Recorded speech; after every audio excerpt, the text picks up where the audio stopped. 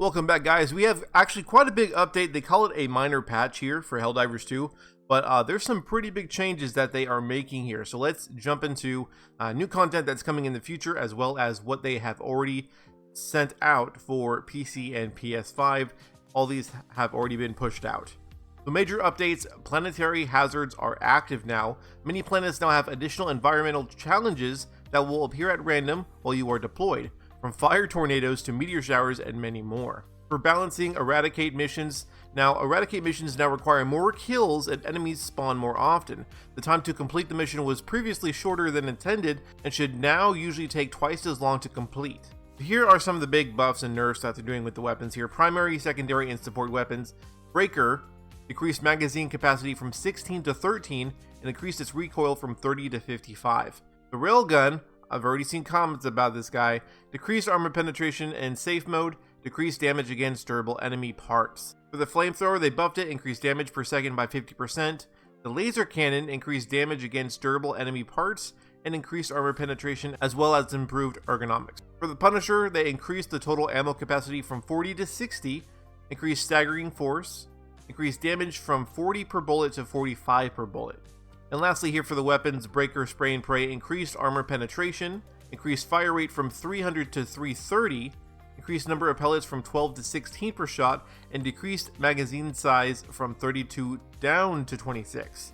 Now for the stratagems, Energy Shield Backpack increased delay before recharging, and the 380 and 120 orbital barrages increased duration of the bombardment and decreased the spread for them.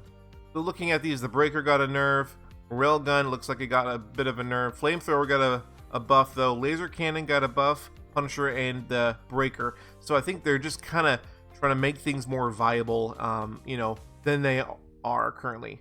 Alright, for the fixes, they fixed armor rating values not reducing damage as intended. Awesome. Fixed certain bug holes, including stalker nests, that were unnecessarily hard to destroy. Fixed anti-aliasing toggle not working on PS5. Balanced lighting across all planets to solve cases where the game was too dark. There's sometimes where you're running into the sun.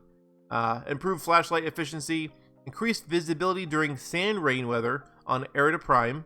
Updated tutorial materials and lighting. Improved cases where some materials could look blurry if lighting graphic setting was set to low. Fixed timing issues that could occur in the Extract E-TAC 710 primary objective. Change button interaction behavior for buttons in bunker POIs. Helldivers will now let go of the button after holding it for a few seconds. Fix some cases of large assets floating if the ground beneath them was blown up. Helldivers standing next to ICBMs during launch will get properly toasty with the chance of not so spontaneous combustion. Fixed unthrowable snowballs after ragdolling. Fixed being able to use grenades after drowning. Camera no longer locked on player's own corpse and blocking spectator mode. Helldivers now take damage from fire, gas, etc. generated by other players. Great. Armor no longer stretches when dismembered. Now for some known issues here, they said these are issues that we are either introduced by this patch and are being worked on, or are from a previous version and have not yet been fixed. So they have game may crash after dropping several high power stratagems in succession. Picking up items from caches may cause characters to freeze in place for an extended period of time. Picking up items from bunkers and caches in quick succession may render one of the items unpickable. I've had that happen quite a bit. Players cannot unfriend other players befriended via friend code. Players may be unable to select loadout or return to ship when joining a multiplayer game session via PS5 activity card.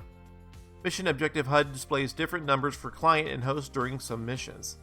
Default armor is always shown while viewing the Warbond, regardless of the armor that player has equipped. Text chat box display is obstructed by the cinematic letterbox during extraction. Some text in the HUD UI is missing or not displaying correctly. Players may experience issues when many players attempt to log in and or play at the same time. Login rate limiting. Of course, players may become disconnected during gameplay.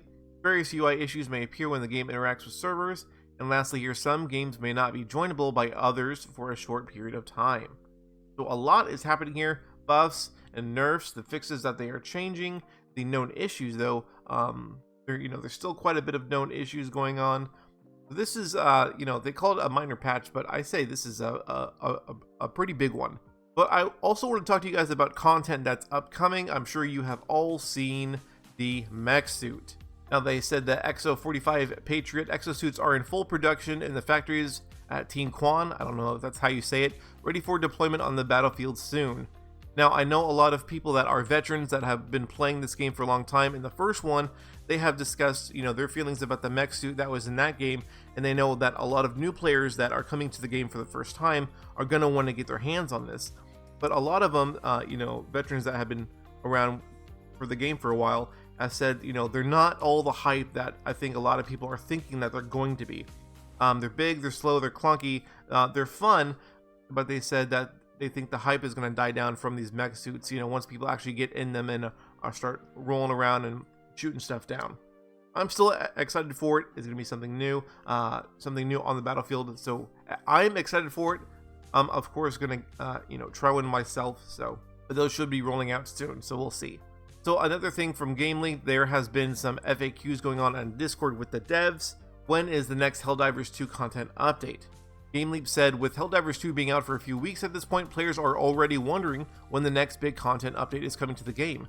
Luckily, the developers have already answered this question in their Discord FAQ. The next Helldivers 2 content update is going to be released on March 14th, which will add a brand new Warbond to the game. You guys that have been stocking up, have been maxed out forever on Warbonds. Going to be a brand new Warbond, March 14th. Other new content such as leaked mech suits is also likely to be added during one of these updates that will be released on each second Thursday of the month. Here's the full quote from the developers on Discord. So the question was, how often will new Warbonds be released, and can we preview the content in them? They said, as for right now, Warbonds will be released every second Thursday of the month. Every time a new Warbond is released, you will be able to preview the content, and the Warbonds will never disappear. So you can purchase them or not whenever you want to. So I don't know if you guys have ever played Halo Infinite, but they have, their different seasons and their different content packages to where it's not a, fear of missing out type situation. You could either buy it or don't buy it. They're not going away.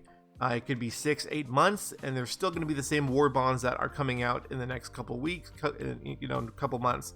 You don't have to worry about missing out on all this content, boosters, armors, all the stuff that comes inside of them.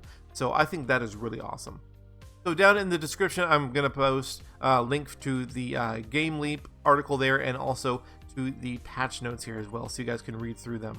Don't forget to like and subscribe. That would help me a lot. And hopefully I'll see you in game. Just don't bring mortars, because I'm so tired of dying from mortars. Seriously.